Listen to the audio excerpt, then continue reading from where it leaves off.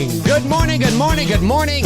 It is Friday, July the 10th, 2020, 11:03 a.m. Eastern Standard Time. I am coming to you live from the VoiceMann Studios in Toronto, Canada. And this is episode 78 of McRae Live. It's a Friday Q&A today, and also an It's Me, Billy campaign update. Woo! Fuck it, let's do that again, shall we? That was great. Love that track. Love that track. Gets me pumped up. Things are good. How's everybody doing? How you feeling? You still disappointed about Halloween Kills? Sucks. But you know what? At least you're going to be able to see it in the theater, and at least you're going to be able to see it in IMAX. Ooh, IMAX. That wasn't going to happen before. So yeah, I want to just talk about anything you guys want to talk about. And of course, discuss the update on the It's Me, Billy Indiegogo campaign, which is moving into its sixth day technically, because you don't count really the day you're on, but you kind of do depending on when you start. Anyway, the It's Me, Billy campaign will be a week. It will be a week in tomorrow morning at 9 a.m. Eastern Standard Time. And we are, I just got to say, we are, and you know, again, and I say this because I don't want anybody watching either live right now or after the fact to, you know, somehow think that we are under the impression that this is just how these things go. 1 second here. Let me just, okay, there we go. Because it's not necessarily how these things go. An Indiegogo campaign is you can set, you do your best when you are designing and creating the campaign. You do your best to create something that is attractive visually, that looks professional, that looks competent, that looks like these people know what they're doing. Not because you're trying to create the impression because you don't know what you're doing. You want to really show people you know what you're doing. You're dead fucking serious about this. You're not fucking around. And so having a sort of business proposal, which is almost like what an Indiegogo campaign is, right? It's a pitch, you know, because you're asking people to believe in you and believe in the project. It's very, very important. But at the end of the day, you don't really know how these things are going to go. Now, certainly having a following, having a channel where people, you know, and talking about it a lot, hyping it up, you know, getting the word out there, that definitely helps too. But at the end of the day, you really don't know how these things are going to go. Well, and again, we're under no delusions here. This pace is not sustainable. Not because people don't believe in the project, not because people don't want the project to succeed, not because there might not be several hundred other people waiting to get in and donate. Not at all. It's just, you know, it's just not sustainable. I'd be stunned if we sustained this. Stunned. I'm happy to announce, folks, that less than a week in, we've reached 51% of our production budget. We are not even a week into the campaign. We have 7 weeks to go. Well, I think it still says 55 days, but that'll change over in about another hour or so. 54 days to go. And we've crossed half of our production budget. Now listen, I am, and I talked about this with Bruce yesterday. We are floored. Now again, it's not sustainable. I mean, I cannot see a scenario where we are continuing to make 10% a week, you know, or a day, I guess I should say, a day, 10% a day. I mean, that's just insane. That's thousands of dollars a day. It's not sustainable. It's going to slow down. But like I've mentioned on a number of occasions, you know, every little bit helps. Every little bit helps.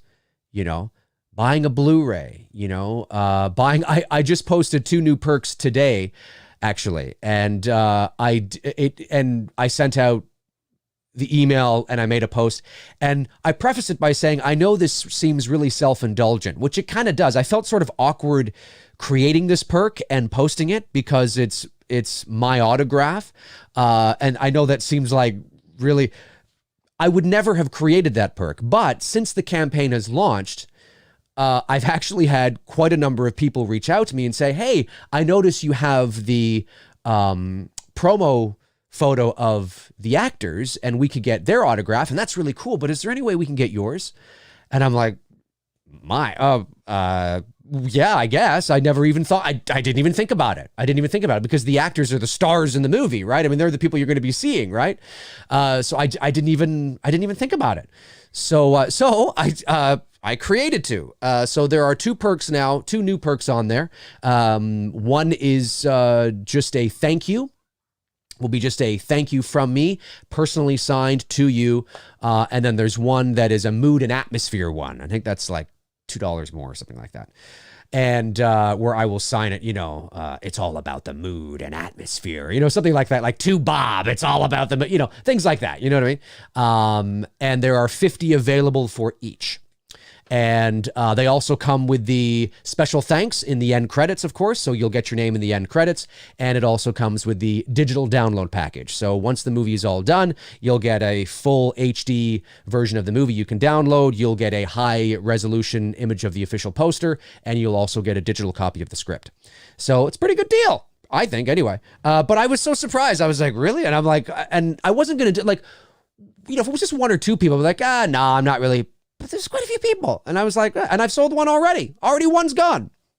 I don't know how many are going to sell, but certainly there were a few people that were, more than a few people that were inquiring about it. So I do realize how a little self-indulgent that looks, but if the demand's there and if it's going to help us get to the production budget, then that's really at the end of the day, all that matters. And again, Bruce and I want to say thank you so much to everybody. And we didn't know what the response was going to be, and again, and I know it's not sustainable, but it's Black Christmas, and Black Christmas is not one of those, it's not Halloween. It's not Michael. It's not Freddy. So I remember in the weeks leading up to the campaign, Bruce asked me, how well do you think we're going to do? And I said, I think we'll do okay. I said, yeah, we're going to raise more than, $500. But I said, we're definitely going to have to do those, It's Me Billy-a-thons, which we're still going to do. But, we're definitely going to have to do those. We might have to seek other areas as well, which we are. But I didn't expect this. It's like you have a movie that it's a movie, and it opens, but it opens to like record. It's like, what the fuck? No one saw that coming.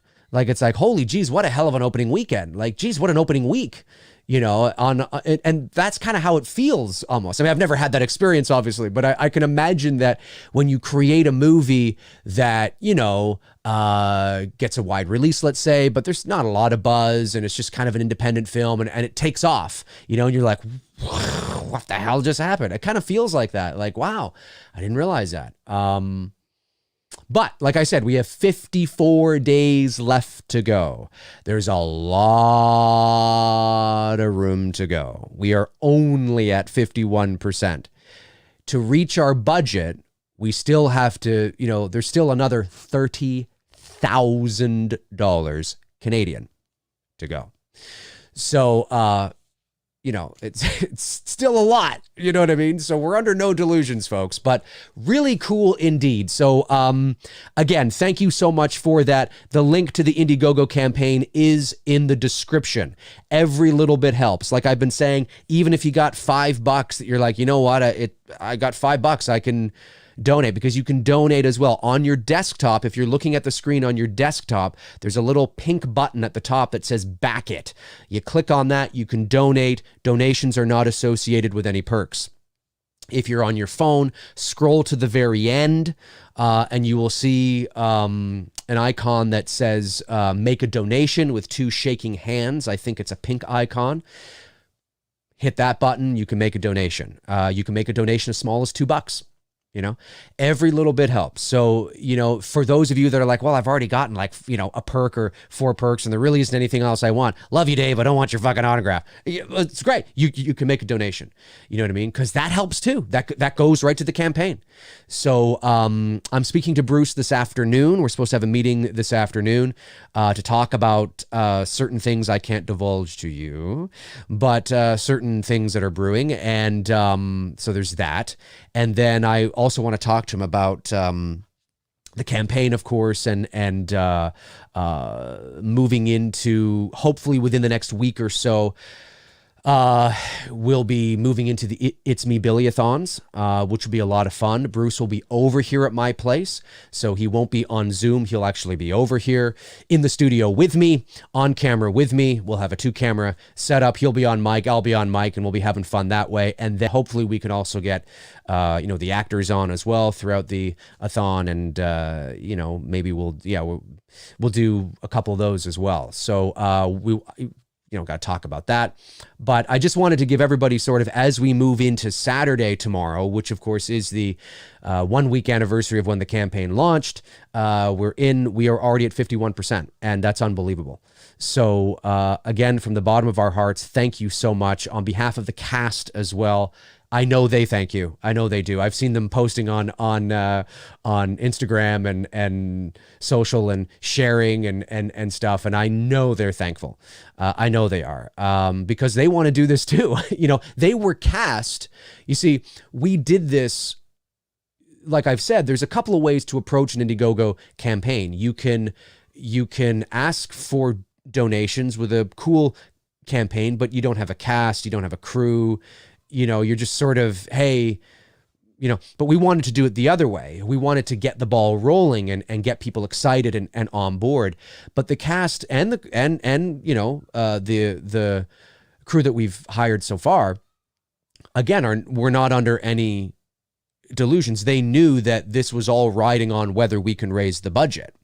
You know what I mean? That's what they knew that, but they love the script so much. They love the idea so much. They love that, you know, we're paying tribute, you know, it's a very Canadian thing, you know, they loved all that they're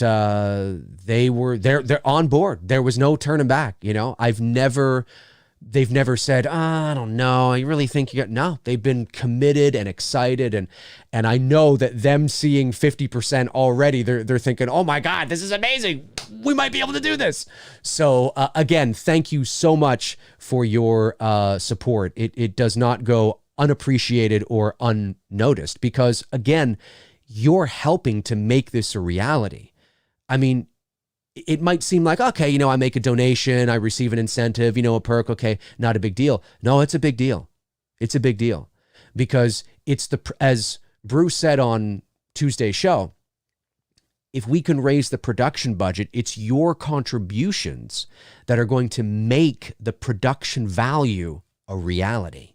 It's your contributions that are going to allow us to rent the, you know, the cinematic cameras, the Arri Alexa, right? Or, you know, to rent all the, you know, the generators we need and the lights we need and you know, everything and the dolly track and whatever we need. And we've broken it down. This is what's going to allow us to do that. So it's not just a contribution. Hey, here you go. It's it's huge. It's huge. You know, and we want to be able to deliver on that. You know, we're going to take what you give us and go, okay, this is a hell of a responsibility, and we take this fucking seriously. Let's go fucking knock this out of the park, you know, because that's what it's all about. You know, doing justice for Black Christmas.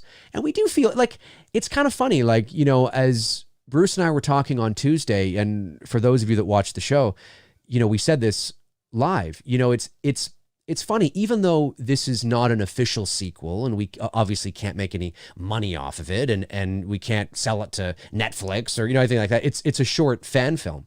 But we feel an enormous responsibility, but a good one. And it almost feels like we're doing something that's canon, you know, because of how seriously we're taking it. And, you know, like I said, it's a Canadian movie. It's one of the most famous Canadian films ever made. We feel sort of a big responsibility to do it justice, even though it's it's fan made, to do a tribute film that can make the fans proud, so we taking it seriously, folks. We're taking it seriously. Let me see. A lot of super chats just suddenly came in. You guys are amazing. Seriously, you guys are amazing. We'll get to your Q&As here in a second. I guess we're sort of beginning that now with your super chats. Intel Wild says 51% of your budget in just 5 days. Who the hell do you think you are, Dave? Who the hell do I think I am? Who the hell do you guys think you are? You guys are amazing. Tony Spaghetti. Oh, right. It's like spaghetti. It's Spichelli? Just donated in the Indiegogo page. You rock, Dave. Thank you, buddy. You're amazing. And no, you don't need to pronounce my last but spell it right in the end credits. Oh, it will be spelled right in the end credits, my man. Thanks very much. Infotame Ant, I love that name, says, Dave, wow, 51%. Go, Billy, go. Amazing, truly amazing. Intel Wild again says, autograph signed poster. McRae, you self-indulging motherfucker. Joking, Dave. It's all good. Well, not a poster. It's an 8x10 photo. I wouldn't be. Can you imagine? Hey, folks, here's a, I don't think, even if I had said, hey, listen, I know this sounds really self-indulgent, but here you go. A 24x36 poster of my face signed, that would be fucking hilarious. You could throw darts at it. No, I would never do that. That's just really lame. Bernard Cozy sends in his, oh, no, wait a second here. Infotainment Ant, oh, Jesus, where am I going here? Infotainment Ant again says, I'll take 10 posters and line my walls with Dave and Billy. Bernard Cozy says, the weight we have for kills, I'm almost okay with. Drum roll. The IMAX release. P.S. Can't wait for It's Me, Billy will contribute. That sometimes is often worse than the knowing. At least we know and we can move on, and hopefully the world will get back to some sort of sense of normalcy, and we can go see this sucker next October in IMAX. So fingers crossed for that. Intel Wild says, maybe we can get a McRae swimsuit calendar. I'll throw $20 down on that. It's in the works. Reese Wilson sends in a very generous super chat, and Reese, you are a new associate producer on It's Me, Billy. Reese, I cannot thank you again so much for that generous contribution and belief in us and in the project, man. Happy to have you on board in that capacity. Just amazing. And he doesn't stop there. He sends in a generous super chat here and says, just wanted to drop in and give to the channel. Can't stick around as I'm stuck in an intense Monopoly game. Oh, well, hey, listen. Monopoly comes first over McRae Live. Okay, that's some fucking serious shit there. Infotame Ant sends a super chat, says, Dave, to your channel. I'm your number one fan, and talk It's Me, Billy, to everyone I see. Well, it's great. Keep it up, man. Keep it up. Yeah, get out there and keep it up. Oh, hang on a sec here. I didn't realize I went off. 1 second. Da. Can you hear me? Can you hear me now? Oh no, Dave's gone. Can you hear me? Is there an echo? Nope, there is no echo. I see you. Okay, perfect. Not sure what happened there. That camera malfunctioned. Sometimes that happens. Oh, there it is. It's back. Oh, look at that. It's back. Oh, Dave McRae. But why is my bar not coming back now? Oh, I know why. I bet you if it's very strange. I don't know why it does that. 1 sec, ladies and germs. I like to have everything all... sometimes YouTube can be a pain in the butt, as they say. And here, this will probably just at least suffice for now. Do that there, do that. Fucking bastards. Wait, oh, wait. 1 second. Okay, 1 minute. Sorry about this, guys. Don't worry. I'll get this worked out. Okay, and that's not moving like that. Okay, and there we go. There's my little bar. Oh, no, that's the wrong one. That's Bruce's bar. That's Bruce's bar from last week. Let me just delete that. That's Bruce's bar from last week. I thought that was mine. Keep rolling in those questions, folks. I'll be with you in just a second here. Okay, I think my bar is in here, actually. There it is. There it is. It's got to be, I think it's this one. Yeah, there it is. No. Dun, dun, dun, dun. And isn't this so fun, just seeing me do this while you guys are taking it down? Okay, there we go. We're back. Hey, what's going on? What's shaking? What's happening? What's doing? Yeah, I don't know what happened there. That was weird. Very strange indeed. Let's see. Let me scroll back here and then, yeah, Frank, blank screen, Dave. Oh, that's Darren. Darren said that. Yeah, Darren, thanks so much. Appreciate it. Blank screen. I don't know what happened. Fuck, I don't know. It seems to happen a lot with me. I don't know why. I have everything. I don't know. The good news is it rarely conks the whole thing off. Just a bit of a hiccup, I guess. I don't know. Like I said, I got a lot of things plugged into my computer because of what I do. It's not just the computer, and the webcam.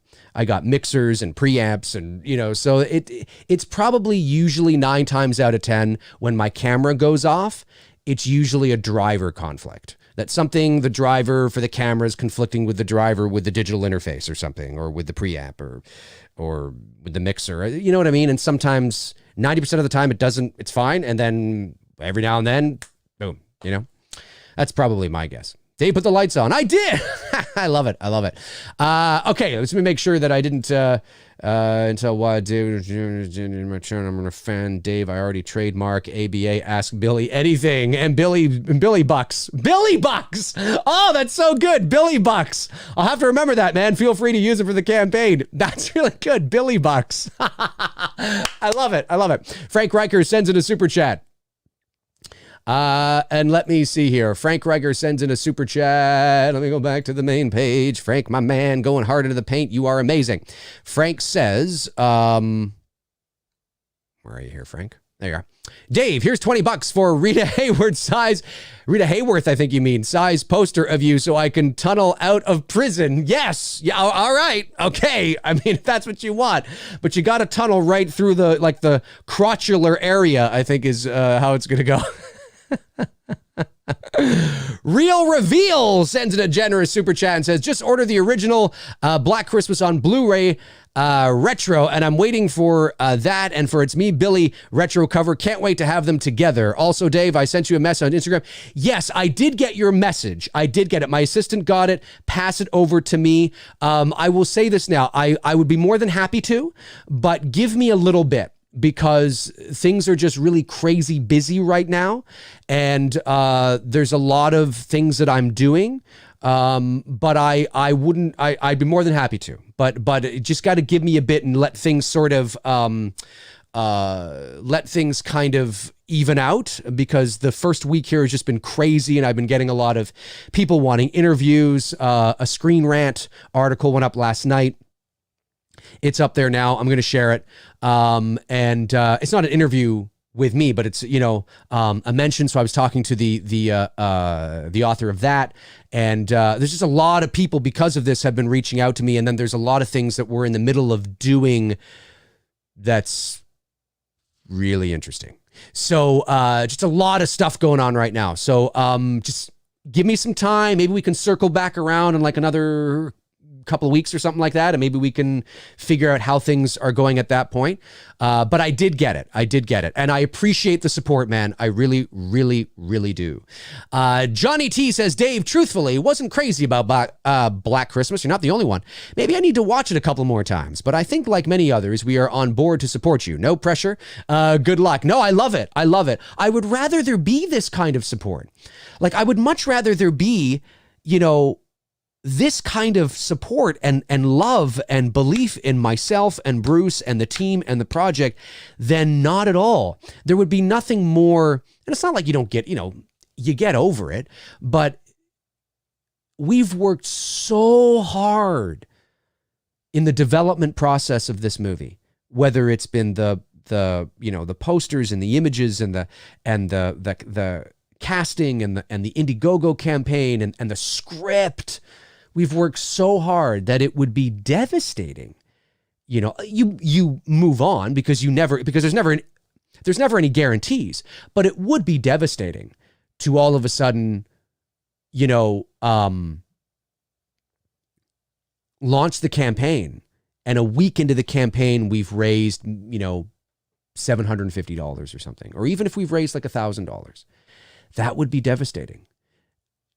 We wouldn't be mad at anybody because you're under no obligation to donate. It's your hard-earned money, right? But it would be devastating because we would kind of go, I guess the demand isn't there. I guess people just don't care, But 51% in 5 days tells us that not only is their interest there, not only Bloody Disgusting picking up the article, because remember, I didn't send a press release to Bloody Disgusting. I didn't do that. They picked it up because of the buzz. So there's interest there. There's interest. Again, it's not an official film, but there's interest. Like, oh, this is interesting. I wonder what's going to happen here. And Bruce and I are saying the same thing about that. So it's and to have you guys on, is like on board is great. You're helping to make it a reality. So, yeah, I mean, it's crazy, but the original Black Christmas, it's dated. It's a very slow burn, much slower than Halloween. So it's an acquired taste, but if you love nuanced horror, and creepy, eerie, atmospheric, you're going to love it. And you're going to see where Halloween took a lot of its inspiration. Infotame Ant says, can I have a Dave Snuggie? Yeah. They're in the works. Dave versus Goliath says, will you be up to doing a Halloween film after Billy? Probably, you never say never. But if Me, Billy is successful, and again, how do you determine if a fan film is successful? Because you can't make any money. Well, you measure the viral ability of it. Like for example, Never Hike Alone has 1.5 million views, and of course it's, and they do conventions and Vince is just such an amazing guy and he's so knowledgeable and professional and I love Vince. He's great. Gotta have him back on the show when Never Hike in the Snow is released. But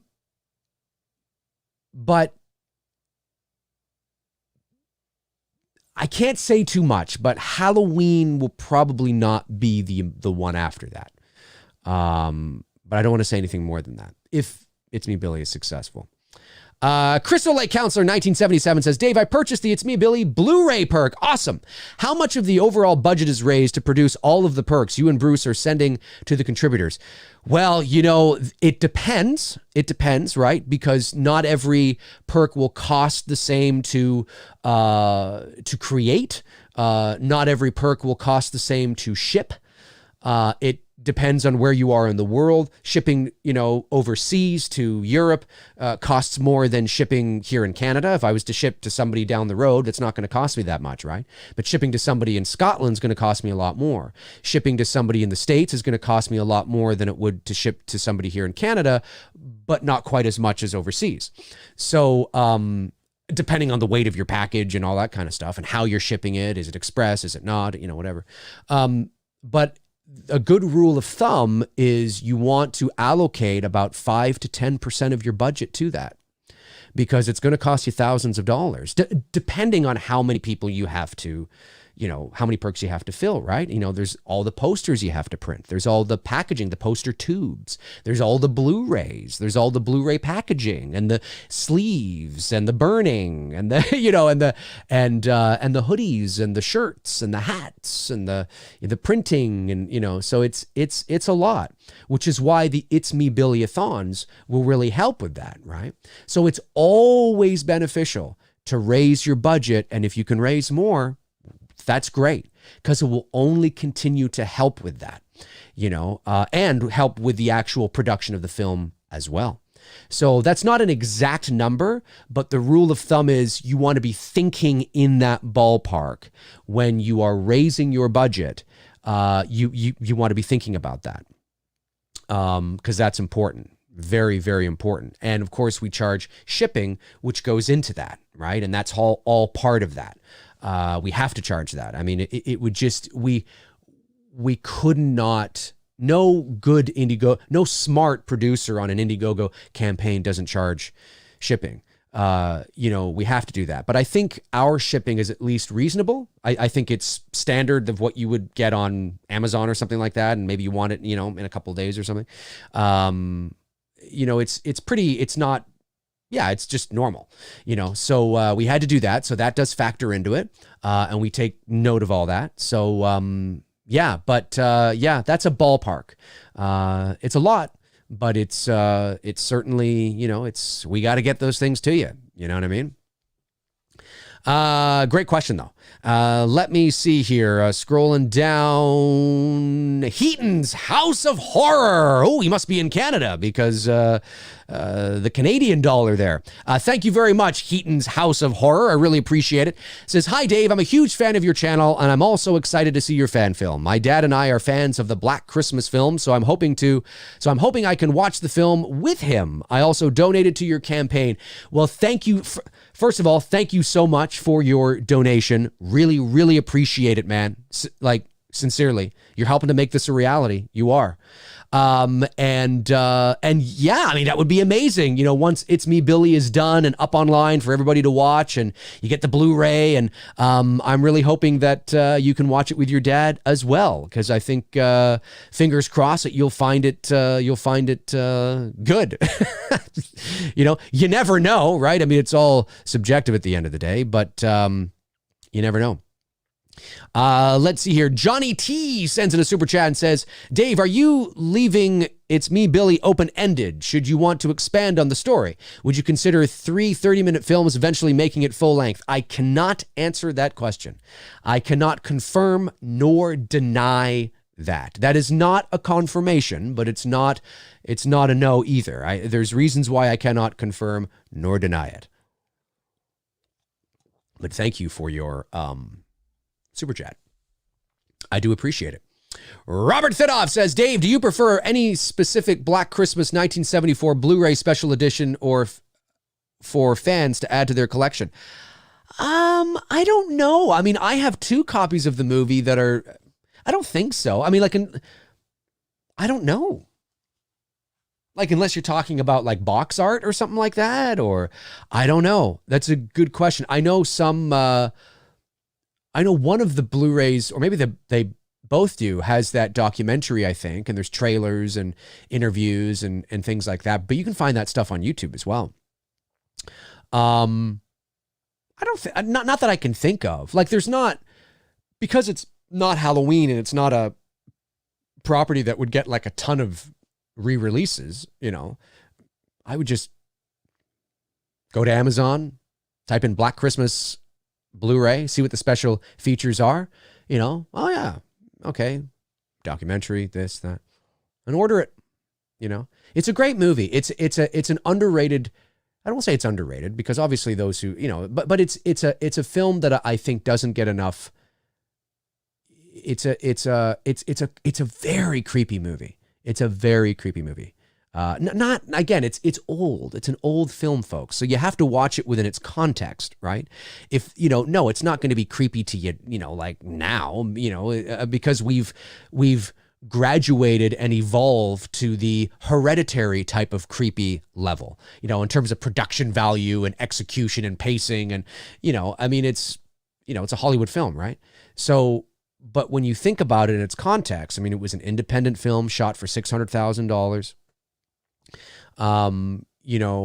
It's a very creepy movie. The soundscape is weird, and the character of Billy's so eerie and all that kind of shit. So yeah, it's just awesome. But I would just pick whatever Blu-ray you want, really. I think I think there's some anniversary ones, and just kind of check out the special features. At the end of the day, the quality of the film will look identical. So you just want to pay close attention to what the extras are, and make a decision that way. Jim Dorsey sends in a super chat, says, getting a Billy perk on Wednesday. Can't wait. Yes, Jim, my man, going hard into the paint. I got to stop saying that. I feel like, even though I have no kids, I feel like if I had kids, they'd be like, yeah, Dad, don't say that. It's just, you can't say that. I can say that because I'm like 15, but you can't say that. That's kind of how I feel about it. Frank Greger says, Dave, I've been checking discarded mattresses for money, but only found porn and booze caps. But I'm trying. My sperm bank donations aren't working. Oh my God, I need a little rib shot here. Where are we here? There you go, my man. There you go. That's great. I love it. I love it. I think that's funny. Frank is committed, ladies and gentlemen. Frank is committed. I love Frank. He's committed. He's committed. I mean, he's donating sperm, for God's sakes. Anything to get this project funded. Anything. Amazing. Julian Salgado, right? Salgado, I think is how you say it. I think, anyway. Hey, Dave, so Halloween Kills and Scream 5 are coming out the same year. That's true. What month should Scream 5 release their movie since they know Halloween is more in demand? Well, when is Scream 5? When are they going to camera? Are they shooting this fall? If they actually do get to shoot this fall and nothing shuts them down, I would release it. I'd release it in the summer. I think that'd be a great summer movie because of the kind of movie Scream is. I think Scream is a good summer movie. Now, you could release Scream in October, like in the fall, because it would be a good Halloween-y type film as well. But I think Scream, because of the nature of the film, because it's very sort of, satirical and spoof-ish and fun. It's a fun kind of movie that not breaks the fourth wall, but sort of, pokes fun at the genre. It's the kind of movie that I think you could release in the summertime, and I think it would probably do quite well, pending that the pandemic is gone and all that kind of stuff. So that's what I would do. Let me see here. Scrolling back. Let me see. Bernard Cozy says, the good old Canadian black screen. I smell another short film. Oh, you were talking about right. Darren Sand says, how about a McRae blimp? A McRae blimp. Darren, listen, man, if you want to get it organized, and I'll send you the graphic and we can put it up on the thing, and we'll just kind of have it hovering over all of England. It's me, Billy, donate now. Go to, Indiegogo.com/ Oh man, that would be funny. That would be funny. I think I've got all the super chats now as far as I can see, but I know my amazing moderators will definitely let me know if I didn't. Frank says some super chats missed. Did I just get them though? Because I got Darren's. I think I just got them. Let me just see here. I think I got them. I got Darren's. I got Bernard's. I think I'm good. I think I'm good there. I think so. I think we're good. Michael Dean says, sorry, I pressed send by accident. I see here. You say, Dave, I work a lot, so I can't catch all your videos. So if I ask a question that was already asked, I apologize. Yeah, that's okay. I totally understand that. Do you think Halloween Ends is still going to be released when it's supposed to? No. I think Halloween Ends will be pushed to 2022. I think that it makes sense. That's just the logical thing to do. So Halloween Kills will be October 2021. Halloween Ends will be October 2022. That's my guess. Crystal Lake Counselor says, Dave, would you even consider making a Charlie Bowles fan film? Do you mean Bowles? I think you meant Bowles, right? Charlie Bowles fan film. I'm telling you, man, it's all about this guy with major IBS. Major IBS. And I don't know. I think that might be kind of fun. I think that might be kind of fun.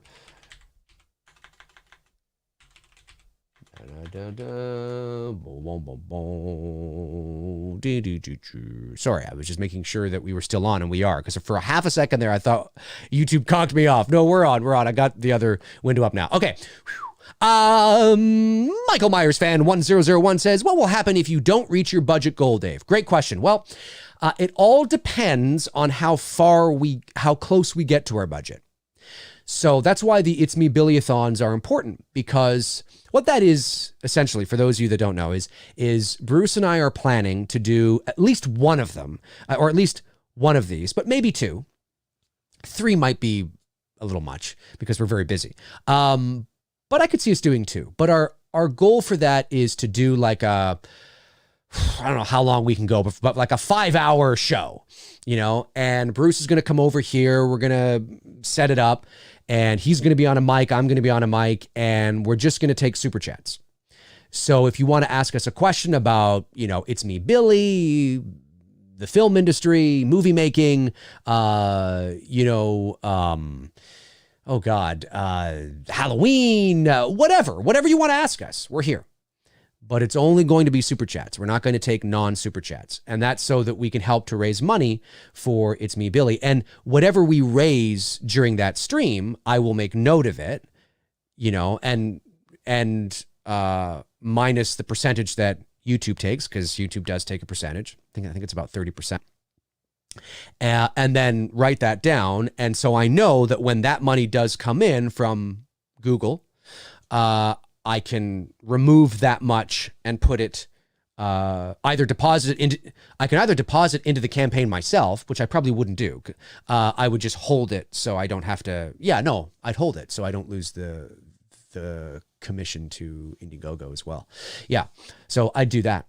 Now also during the stream, while we're taking super chats, we're going to see if we can get the actors on. So not for the whole 5 hours, but we'll say, hey, Victoria, can you come on for half an hour at 1 p.m.? You know what I mean? And maybe she can. And then Shelby, can you come on for half an hour at 3:30? And Malika, can you come on for half an hour at 4? Or something like that, right? Want to try and get them on as well, which would be a lot of fun. And then so it's sort of, and then of course we would encourage people to donate to the campaign and the perks and, all that kind of jazz throughout that as well. So hopefully we can make some money that way too. But the point I'm making is that we have to assess where we are. So when the campaign officially ends on September 2nd, we have to look at how much have we raised, and are we close enough that some of the money we've been able to raise elsewhere, like it's the It's Me Billy-a-thons, the Billy Bucks, as Intel Wild affectionately calls them, would we be able to then,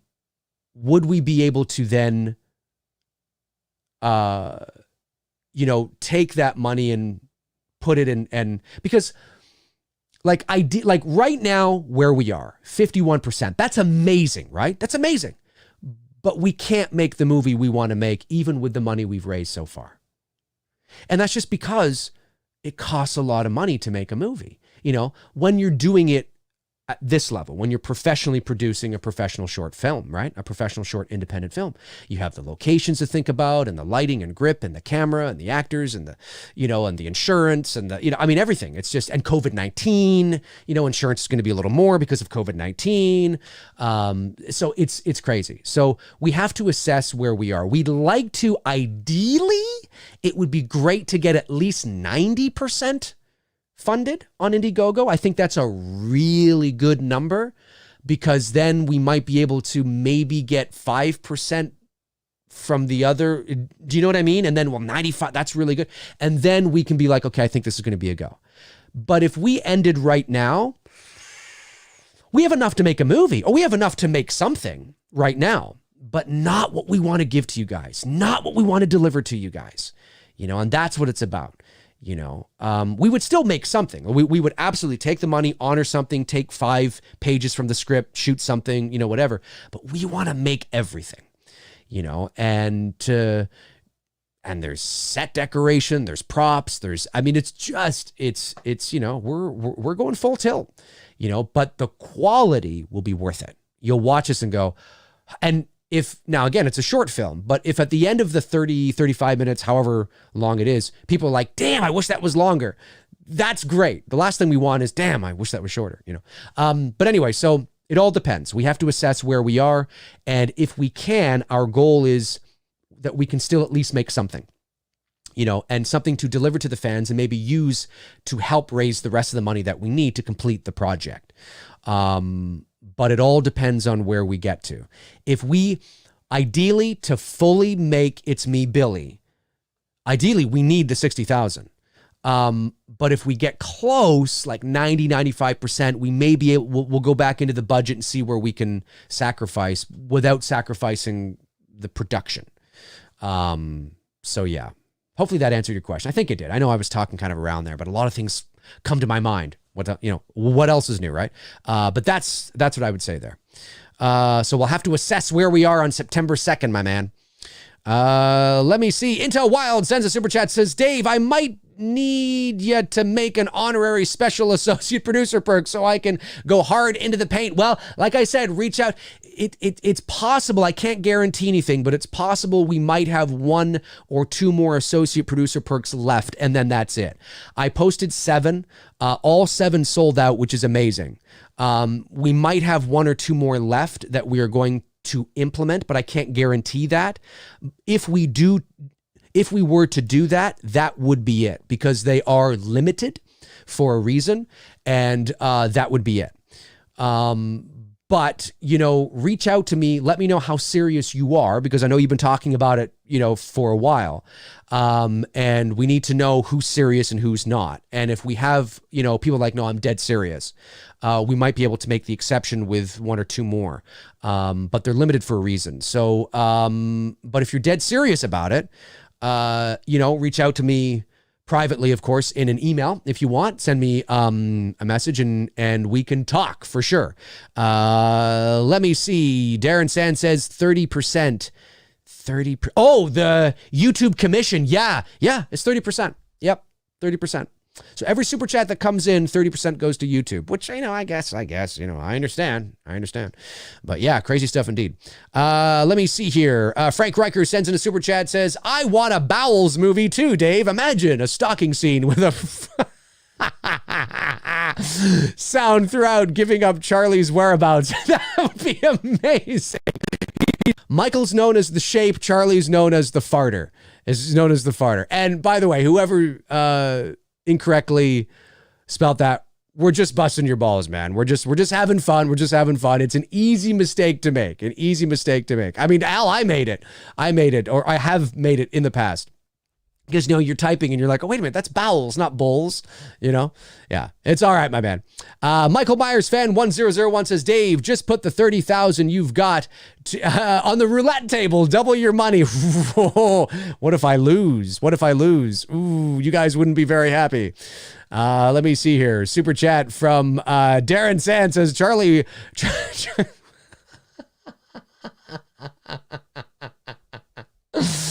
You guys crack me up. Stocking Lori. Spine-shattering stuff. Wouldn't it be? All the, you could have you could have all sorts of porta potties and toilets. An amazing film, Darren. I'll pitch it. We'll have a meeting. I'll pitch it. We'll see if we can get it going. We'll see if we can get it going. Imagine this. Oh my goodness. Mother Mayhem. Hey, Mother Mayhem. Haven't seen you in a while. Makes her way into the chat and sends in a super chat. Thank you very much, Mother Mayhem. Says, come on, Dave, just make an OnlyFans account. Cody will be your first subscriber. Raise that coin quickly. Yeah, an OnlyFans account. You mean on YouTube? You mean where you can hey, there's a lot of options out there. That would of course then you'd get people coming in and just OnlyFans. Yeah, I don't know how many I'd get. I'd get 5 fans. I'd have 5 fans. I love Cody. Cody's fantastic. Cody's great. I love his stuff. I saw that his laptop crashed on him. That sucks. Cody, if you're watching, man, that sucks. But you'll be back. You'll be back with he already uploaded a couple of things. He'll be back with a vengeance. Yeah. A fan-only account. I might have to get on that, Mother Mayhem. Thank you, by the way, for the super chat. Really appreciate it. Gary Rangel says, Dave, I'm so excited to see the original Black Christmas. I'll love it for sure, but I want to thank you for getting me into something so interesting. I'll give you my brief thoughts once I see it. Sure. Yeah, no problem. No problem, man. A lot of people don't even know it's a Canadian movie. It's a Canadian film shot here in Toronto. We tried, and we talked about this on the show with Bruce, so this is not a secret anymore, but we did try to secure the original Black Christmas house where they shot the original film. It was never a sorority house, even though it is in the movie. It's a mansion. I mean, it's huge, and it's in a very prestigious, affluent area of Toronto where Casa Loma is. Casa Loma is a gigantic castle-like house. It's a very ritzy area of Toronto, and it's on a private residence or a private street, excuse me, with a bunch of other ritzy mansions that are private. And it's a heritage house now as well, because it was built like years ago. So Bruce and I, we wanted to secure that, not necessarily for the whole movie, but there's a reason why we wanted to secure it. So we went down to talk to them, and they didn't want to have anything to do with it. They weren't rude per se, just blunt, because I imagine it's not the first time, So, and I was holding out hope because about 20 years ago, give or take, there was, and you can see this on YouTube, there was an individual who actually had the website itsmebilly.com. I don't think it exists anymore. If it does, it might be for something else. But it was related to Black Christmas. And in the early 2000s, he was able to get inside. And I think he was European. I think he was from overseas, if I'm not mistaken. But anyway, he was able to get inside at Christmas time, funny enough. And now this is like 20-something years ago, or maybe not quite, but a long time ago. And it's on YouTube. You can see it. He's walking around the premises inside the house, and it's really, really cool. And I thought, geez, I wonder if the same people still live there. And I wonder if they allowed him to, I wonder what kind of people they are. I actually think it's changed ownership. I could be wrong, but I think it has. And the people there just don't want to have anything to do with it. And what are you going to do, right? It's a private residence. It's a heritage house. If they don't want you there, you ain't going to be there. They don't give a fuck. They don't give a fuck. So they weren't rude, but they were blunt. And so we're like, okay, fair enough, no problem. Really appreciate your time. So we did try. We really tried, because that was one of the things we wanted to surprise people with, was a return to the original house. But, and this information will be revealed as we move along here in the campaign, Bruce and I, like we mentioned on Thursday's show, we have secured a location that is, dare I say it, just as magnificent. So, which was very important to us, So, you're going to love it. You're absolutely going to love it. And we will reveal what that is and what it looks like, soon. And that's not a Jason Blum soon. That's a Dave McRae soon. Okay. That means, something different. Something different. All right. Some super chats came in here. Got Mother Mayhem scrolling down. I love that name, by the way. Mother Mayhem. Such a great name for an account. Frank Riker says, Charlie Powell's poster is of a plunger. You guys are not going to stop. A plunger reading a movie so scary you won't leave your seats until you really have to. Yes. I love it. I love it, Charlie. It's a plunger. Somebody's got to fucking do that up. Somebody's got to do that up and send it to me. That is some funny shit. Charlie Bowles. Until you have to. Until you really have to. Amazing, Frank. Amazing. Let me see here. Tom Ungurian says, how come they're limited, Dave? Limited. How come what's limited, Tom? How come what is limited? Just at me and let me know what you're talking about. I'm assuming something on the campaign, right? Anthony Stanfield says, Dave, do you think the hand in the Halloween symbol is drawn with a template of the face from Black Christmas? No. That is something that I actually, I don't know if I'm the first person that has noticed that, but when I made that video on my channel about, 2 years or so ago, maybe last year, maybe it was last year, it did start to spread and people started to share it. And then I saw other people uploading videos talking about it, but not giving me credit, which, They don't have to, of course. It's not like there's anything. I'm not making money off of this, But they were like, "Hey, did you notice? I noticed." And I was like, "What do you mean? Did you notice?" I'm thinking your video was uploaded literally like 4 days after I uploaded mine. No, it's probably because I brought it to your attention, and you're like, "Oh, that's really cool. I'm going to do a video about it." But the answer is no. I think it's just a coincidence that the knuckles look like a face at all. And I think it's just, and even the original poster artist said that. Says, no, I wasn't designing the knuckles to look like a face. It's just so happened that people see what they want to see. And from a certain angle, you can be like, oh yeah, I can kind of see that. I just happen to notice that it looked a striking resemblance to Claire from the original Black Christmas in the rocking chair like this. I'm like, oh my God, that's kind of freaky. You know what I mean? And then of course everybody knows the Black Christmas Halloween connection, and it just sort of helps to perpetuate that, that thing a bit more, I guess. But in actuality, do I think it was intentional? No, not at all. Even the poster artist said so. TMB sends in a super chat. Thank you so much, buddy. Very generous of you. Says, Dave, so excited for It's Me, Billy. We are too. I haven't contributed yet. That's okay. That's right. Got lots of time. You got like 7 weeks, man. I am saving up enough to make a substantial contribution. Amazing, buddy. That's amazing. Incredible, man. I mean, it's this kind of thing, like reading that, like that's love. And I don't mean that in a utopian way, in a kumbaya way, because it's your hard-earned money. And the fact that you've said that is great. And again, what substantial is to one person is not necessarily substantial to another person. So I'm not here saying that I'm expecting you to make thousands of dollars. I'm not saying that. But I'm just saying whatever that means to you is amazing to us. And I sincerely mean that. You know what I mean? And you don't have to divulge that information. I'm just saying that's love right there. Like that's like, dude, I believe in you. I believe in Bruce. I believe in the project. I want to see this, man. I understand that here you go. And we take it seriously. Bruce and I, we talk every day. We're texting back and forth. And we're just like, this is amazing. It makes, yes, there's pressure to deliver, but it's good pressure because it's the pressure we want. We take it seriously. We want that. We don't want to be like, well, we raised a little bit. No, it's like, oh, dude, shit, we're fucking raising it.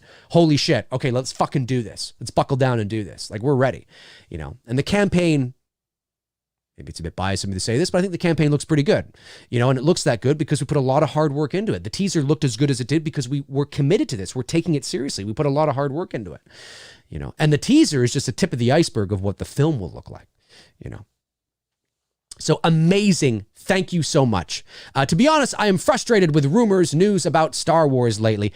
Yeah, I saw that too. I saw that there was a rumor that Lucasfilm is looking to retcon the sequel trilogy. No. I would be, no, there's no way. I think I will be stunned if that comes to fruition. There's a multitude of reasons why they will not do that. And I think it's just more fanboy because it's coming from somebody who knows somebody who was in on something that I don't buy it. Do I believe that there are serious discussions about how not to continue to piss off the fans? Yeah. Yes. But do I believe one of that is, hey, let's pretend this doesn't exist in the real canon, move it over to Legends, and now do the real 6, 7, or the real, 7, 8, and 9? No. I don't believe that at all. Let me see. Frank Riker says, why is the associate producer limited? Well, the reason for that is because when you make something that is not limited, people tend to, it's all psychology, right? When you make something that's not limited, people tend to not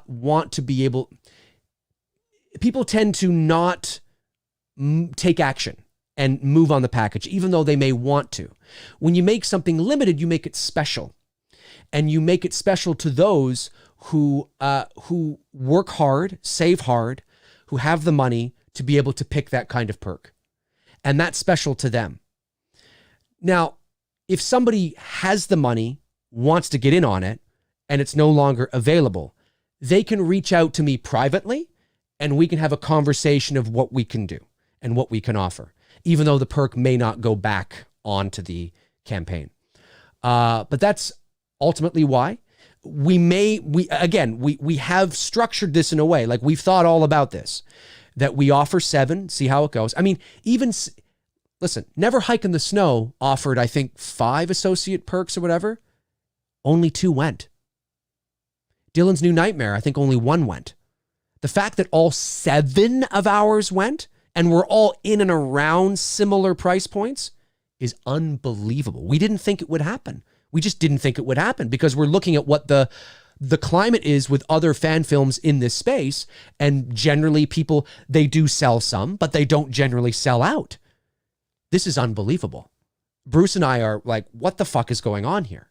You know, so we have structured it in a way that we do have a couple more that we might be able to implement, but we don't want to make it unlimited because then that devalues the specialness of those who've already committed to it. You know, and that's something that we don't want to do. You know, and so that's important. So that is ultimately why. But if somebody is like, oh, damn, the associate producer perk is all sold out.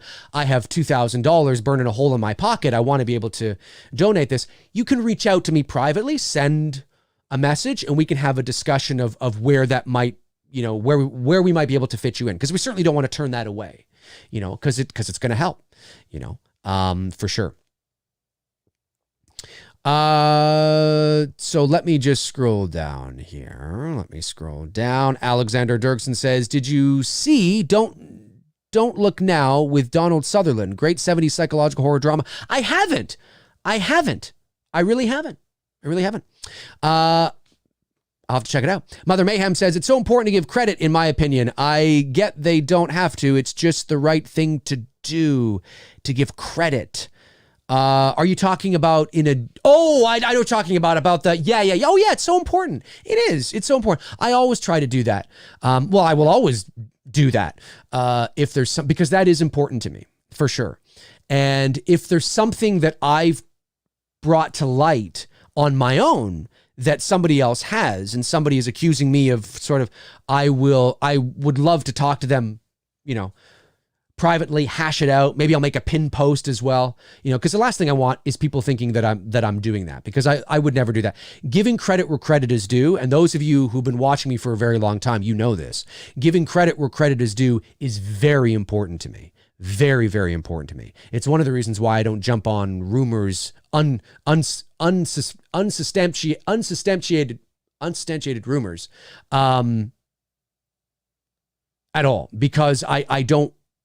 If it's not proven, if it's not there, then I don't want to talk about it. You know what I mean?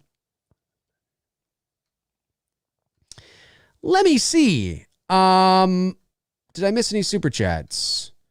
No, the TMB one I think was the last one. I think.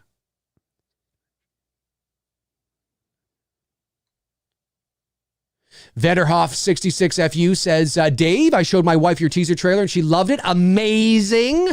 Thank you so much. Horror fan says, hey, Dave, do you think Halloween Kills might take place 1 year later at one point in the film and then Halloween Ends might take place then? No, I think they're both going to take place the same night as Halloween 2018 is what I think.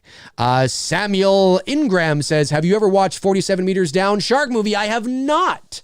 I have seen the trailers now. I know the one you're talking about. Dylan, you son of a bitch. Love that name. Dave, if you had the budget, which fan film would you make? Star Wars, Jaws, Halloween, or Indiana Jones? Oh!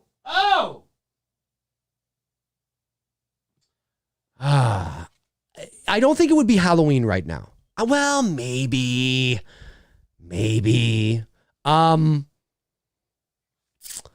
I would say probably how I'm feeling at this moment, Jaws or Indiana Jones. Jaws would be wild. Jaws would be wild. Because I try to use an actual, I wouldn't use, I don't know. Good question though. Very, very good question. Frank Recker sends a super chat, says, if you had the money, what other movie would you do? I would do my Port Robinson Road. For those of you that don't know, I in my second year, and I don't want to divulge too much, but in my second year of college, the year 2001, hard to believe it's been 20 years. I had an experience with a bunch of people that has stayed with me and us and will our whole lives. And now when I tell you this little bit, it's going to sound very cliche, very pedestrian, predictable. Like, well, we've heard this 1,000 times. There was an abandoned farmhouse. God, that sounds so cliche. Down the road from our college residence. And it was rumored to be haunted. And so one night, we all went over there, and there were weird and unusual things that began to happen. I mean, legit stuff. Nobody was drunk. Nobody was high. It wasn't that kind of thing. This house was a small little abandoned farmhouse. It sat about a football field and a half away from the road. So you could only really see it when you got up to it. Really sounds cliche, you know what I mean? And I recognize that. I understand that. That's why there's more to the story that's going to drive it. It's not a horror movie. It's a horror thriller mystery drama. Like it's a how I've written it. And it really is.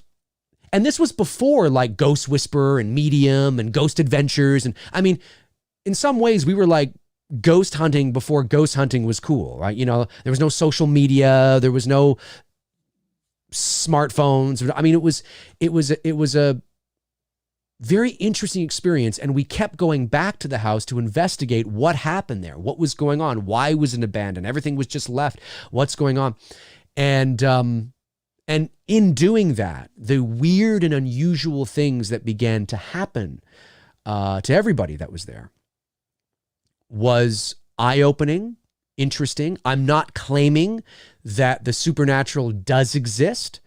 I am here, but I will say that I do believe, based on my personal experience, that there is enough, at the very least, circumstantial evidence to suggest that consciousness does survive the process of death. And that really is the heart of my story, because I don't want it to be like every other fucking movie. It's really about that. Where does the seed of consciousness lie? And does it go on? And you wrap that in a thriller horror movie that is mature. And, you know, it's not these college dumb kids. It's written in a very mature way. And now it does need a once over, because obviously I've been writing it for years. And it does need a fresh set of eyes to go in and tweak it and, you know, with me and polish it and things like that. But that's a baby of mine. That's a personal thing that I see. It's like your haunted house movie, but you've never seen it this way before. You know what I mean? And it's a mature piece. You know, because I think that's the most fascinating thing. Doing a haunted house movie at the end of the day is like, been there, done that, these ghost shows like we never know anything. If you really want to know if there is something after we die, if you really want to know, right? Really want to know. And maybe there isn't. I'm not saying there is. There may not be. And even if consciousness does survive the process of death, it may only survive the process of death for 5 minutes. We don't know how long, right? There may be nothing. The atheists may be right. It literally is nothing. No, that's it. I mean, and there's no evidence to suggest to the contrary. Having a belief in something is not evidence of that something's existence. So if you're a very religious person, you may have this set of beliefs. That's wonderful. I support that. You're entitled to that. But having a belief in something is not evidence of that something's existence. You have to be able to measure it and quantify it with the 5 known senses that we currently have. Now, that doesn't mean that we're not evolved enough yet to understand that something that does exist, and something that might seem supernatural to us might actually have a natural explanation if we were to discover it through science, right? we just may not understand it yet. So it feels like it's supernatural, but in reality, in another 100 years, we may figure out that it's very natural. It's part of the process, you know. That's really the heart of my movie, but it's wrapped in a supernatural thriller, you know, and it's something that would be something that I would want to do. But that's a feature film, and that's a movie that would cost, you know, probably a few $1,000,000 to make. But nobody's going to give me a few $1,000,000 to make that movie if I've never, you know, if I don't have something to show. And that's why It's Me, Billy is so important. Even though it's a fan film and it can't make any long-term profit, can't make any money, can't sell it to Netflix, won't wind up on Amazon, even if it was a feature film, can't do it. It's so important. It's that thing that's going to be able to show what we can do, you know, and if it's successful and people love it, you know, hey, you got anything else original? Yeah, I got this fucking thing, you know? So it's, that would be something I would love to do, because it's a personal piece that's been in the back of my, you know, mind for 20 years, you know. It's just not something that anybody's going to have the confidence in me to produce with no portfolio. So, you know, it's the way it is. But that is definitely something I would love to do. It asks bigger picture questions, and I think is really, really cool. Let me see here. Some super chats did come in. Frank Riker. That was the answer to that. Johnny T says, rumor Blum contributed to It's Me, Billy to see what you got. Yeah. Can you imagine? Yeah. Jason Blum, if you're watching. Thank you. No, he didn't do that. He did. Somebody told me though, I didn't see this. I mean, I saw it after the fact, but somebody told me that he retweeted one of my tweets in regards to the Halloween watch party on Twitter a month or so ago. Was it back in May? Was it longer than that? Maybe it was 2 months ago now. I can't remember. So I had to go and check, and he did. And I thought that was kind of cool.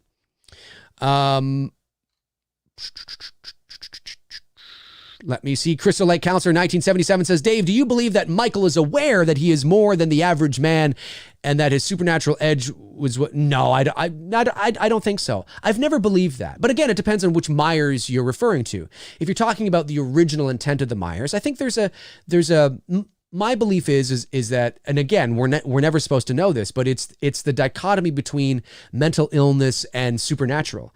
You know, is he aware? I mean, yes, he's aware to the degree of he knows what a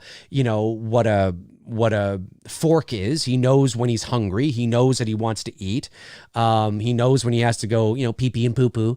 I mean, he's not like he's, brain dead.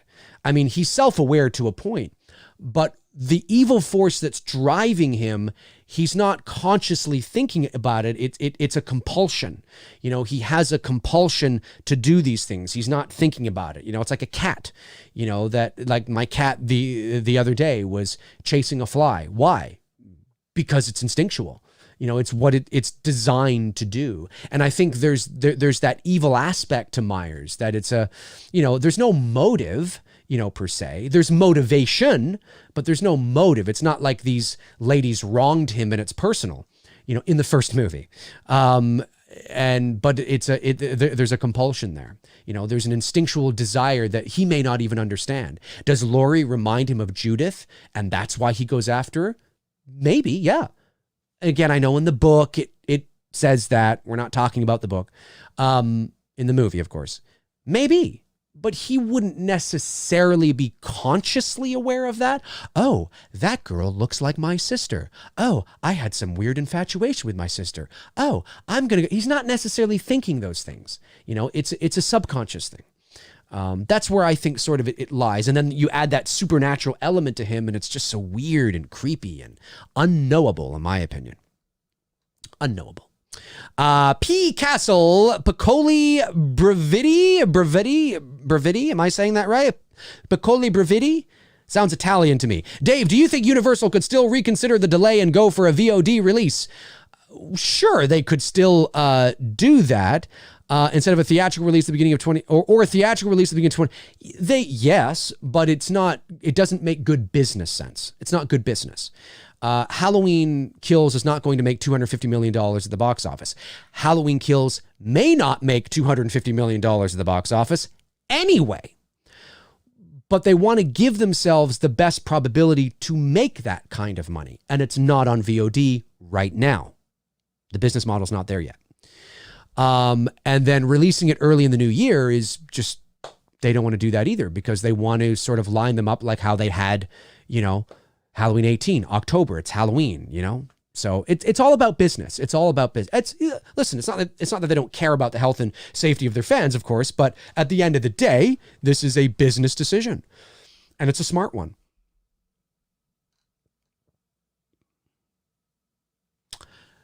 Joshua Frusto? Is that how you say it? Joshua Frusto? Hey, Dave. I've been watching you over a year. Well, that's good. Hopefully that's good. I have joined your Patreon. Very cool. Like just today or recently. Or maybe it's under another, I don't remember that name. Maybe it's under another name, maybe. And I really enjoy watching your shows. You have a nice day, bro. Well, thank you, Joshua. I really appreciate you saying that, man. And thank you for being a patron and supporting the channel. That's just awesome. I'm from Italy. Yes, he's from Italy. Thank you for the answer. You are more than welcome, my man. Cordell sends in a super chat. Thank you, buddy. Says, do you think delaying Halloween Kills will add even more hype to its release? By the way, super excited for It's Me, Billy. Bought the large hoodie. Awesome. Thank you so much, my man. Do I think, 100%. There will be a lull. Because it's still like 15 months away or so. But certainly once we get to next spring, because people are going to be, because it's even longer. You know what I mean? Yes, definitely the hype will be there for sure. Tom, yes, Italy in the building. That's right, Tom. That's right, my man. That's right. My Uncle Graham, who's English, he's British, because he's my mom's brother. He lives in Italy. I think he lives in, is there a town called Terni or Terni? About an hour from Rome, I think. He's lived there for like 50 years. When my grandparents and my mom and him and my other uncle, they came to Canada in 1956 when my mom was 12, because my mom is English. Or was, because she passed away. And he was here for about, I want to say maybe 15 years or so, but then he decided to go back to Europe and he settled in Italy. So he's been in Italy for years and I've never been there. Terni, Duke Fleet says, Terni, yes, I believe that's where my uncle lives. And he looks like Richard Attenborough meets Santa Claus. Like it's like he's got this big beard. He's amazing. He looks, and he's very smart. Very smart.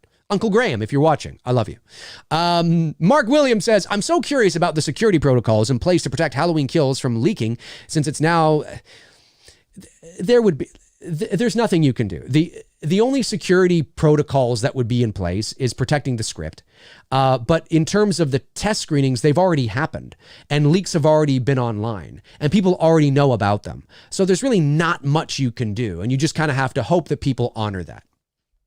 And hope that no more leaks wind up on Reddit, really, at the end of the day. Okay, another 10 minutes. We'll go another 10 minutes here on this show. You guys are amazing. Bobby's brother. It's Bobby's brother. If you ever want to know where Bobby's brother is, he's right here. Hello, amazing Dave. Will It's Me, Billy be mixed in surround sound? Very good question. More than likely, yes. There's not a lot. I mean, you could watch it. I mean, it will be, at the very least, it will be stereo. Obviously, we're not going to mix it in mono. I'm just trying to think if there's anything in It's Me, Billy where you would utilize the surround sound. Like it's not like it's a high octane Marvel film where you want to hear things coming from all directions. I'm just trying to think, do we have doors opening, from I don't think so. But yes, I think it will probably be mixed in surround sound. It doesn't hurt, but it's not a story where you're going to be able to utilize that a lot. Like, holy shit, I can hear, you know what I mean? Like really you reserve that for the big Marvel films, but yeah, probably for sure.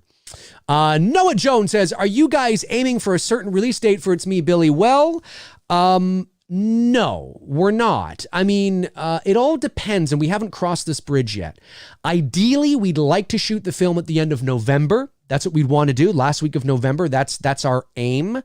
But it all depends if we can raise that budget. And so far, so good. But if we can raise the production budget, then yes, it looks like, we may be able to, we'd shoot it at the end of November. We're not necessarily going to wait a year to release it. It won't be released this Christmas. We won't be able to shoot at the end of November and release it by Christmas. Not going to happen. We're going to need more time than that to edit. But it doesn't necessarily mean, although because it's a Christmas movie, I mean, we're not an official, so we can release it whenever the fuck we want. And because it's not like we're making money off of it. Like if we were making money off of it, then the smart thing to do would be to release it at a time where that would give you the best probability. But we can't do that. So we can release it anytime. It doesn't really matter. I know that Christmas has a nice kind of romance around it, but the earliest you would probably see the movie, if we do shoot it at the end of November, the earliest you would probably see it would be like next spring. You know what I mean? Maybe, May or something like that. Or maybe we'll have a Christmas in July release. Who knows? I don't know. But we'll see. We'll see. I mean, who knows? We just got to raise that money first.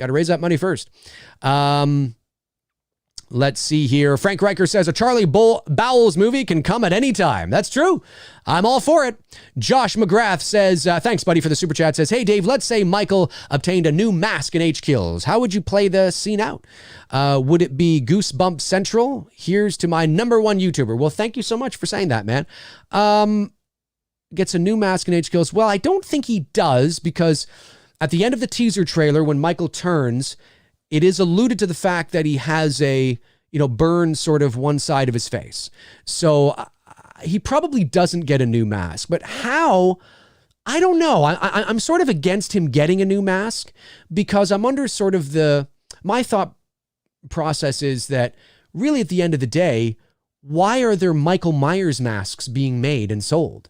Like it just seems sort of like, so he finds what is that mask called? Is it called a Michael Myers? It just seems too on the nose for me.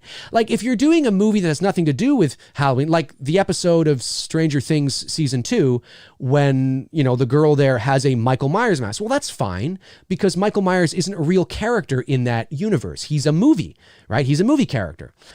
But I just find it kind of strange that he would walk into a store in Haddonfield and find a Michael Myers mask, or I don't know. I just think it's a little strange, maybe a little too on the nose for him to get a new mask. I think the best thing to do would just be, because this is all happening in one night, supposedly, is just to carry this through, so he's got some chard on the left side of his face. Carry it through. You don't have to go beyond that. Like you don't have to have more wear and tear in Halloween Ends. You don't have to do that.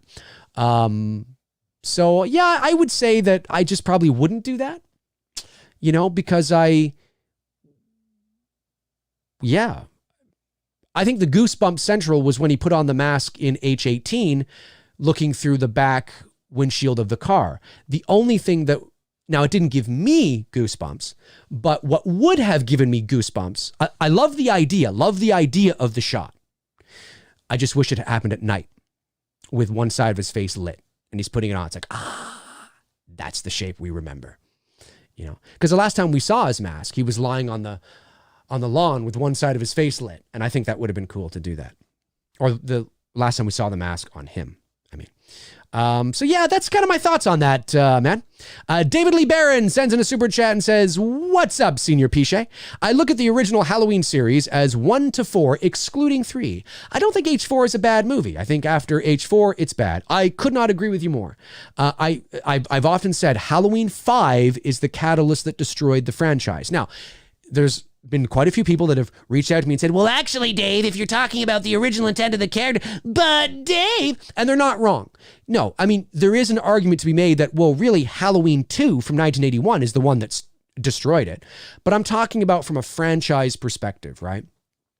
Once you get into, yes, Halloween 2 is the one that destroyed the original intent of the character. So Halloween 2 is the beginning of what would become a franchise.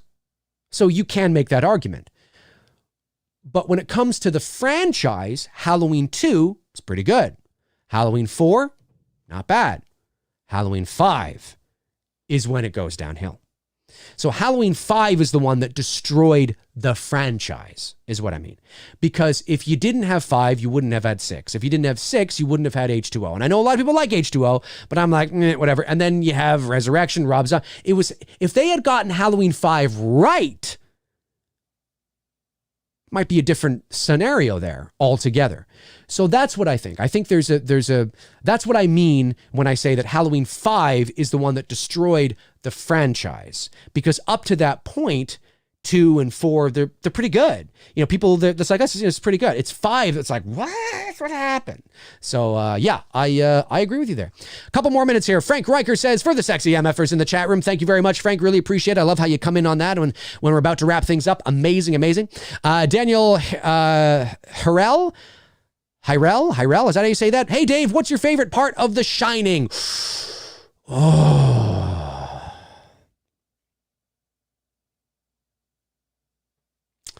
That's a very tough thing to answer, man. I got to think on that a bit more. Let me just say right now, I love the mood and atmosphere. I know that sounds like a cop-out, but it's really not. It's just great. Mood and atmosphere. It's great. It's just great. I'll just say that. And then Josh McGrath says, here's to it's me, Billy. Congrats to you, Dave. Thank you very much, Josh. Appreciate it, my man. Justin Simonson says, you hear about Ready Player 1 sequel? Yes, Ready Player 2. The book's coming out this fall. Looking for, probably not going to read it, of course, because I'm not a big reader, but I am curious to see on what the reception will be and how, of course, that will, whether or not we'll get a sequel movie.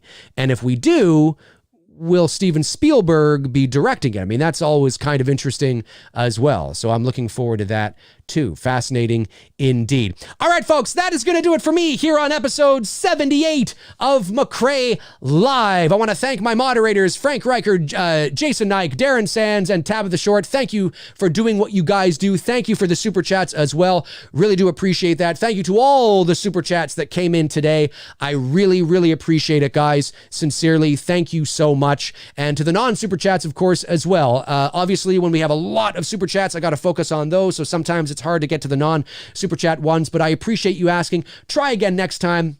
I'll be here. I'll be here. Chances are I'll see it eventually and I will pick it up and answer it.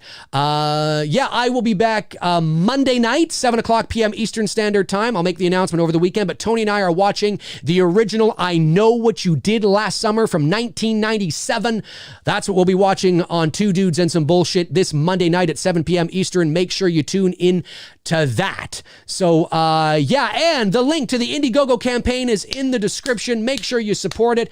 Anything is greatly appreciated. If you ever have any questions or concerns, do not hesitate to reach out via the campaign. I believe there's a link there to send a message as well. So in the meantime and in between time, I will talk to you guys soon. Alrighty. Cheers.